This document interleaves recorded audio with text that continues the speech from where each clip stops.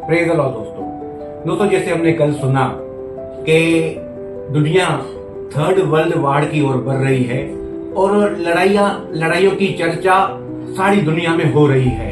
तो दोस्तों, जितनी लड़ाइयां इस 3 साल में हुई है वो पहले कभी भी इतनी लड़ाइयां 3 साल में नहीं हुई है, क्योंकि पहले हम लड़ाई की चर्चा सुनते थे, अब लड़ाइयों की चर्चा सुनते हैं। तो इसके बारे में बाइबल क्या कहता है हम पढ़ेंगे। मत्ती की पुस्तक 24 अध्याय उसका 6 और 7 वचन में लिखा है, तुम लड़ाइयों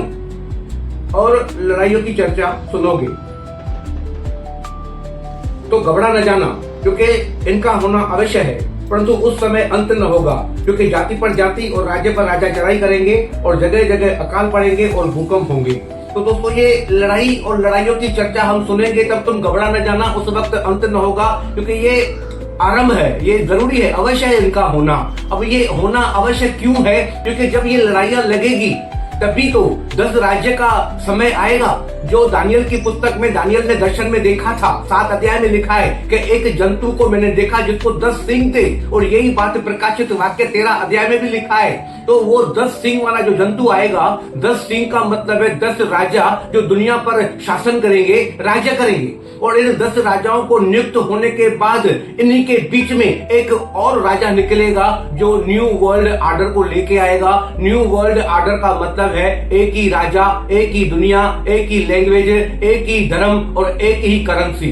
तो ये सब होने जा रहा है भाई और बहनों। जो हो रहा है वो बिल्कुल वचन के अनुसार हो रहा है। बाइबल की भविष्यवाणियां पूरी होने जा रही है।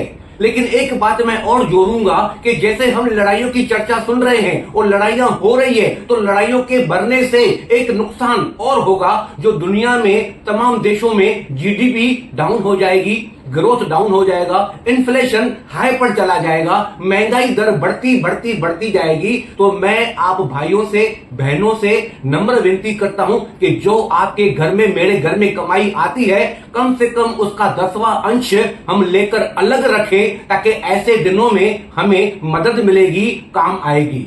तो दोस्तों, हम कल कुछ और बातों को सीखेंगे। तब तक के लिए गॉड ब्लेस यू। जय मसीह।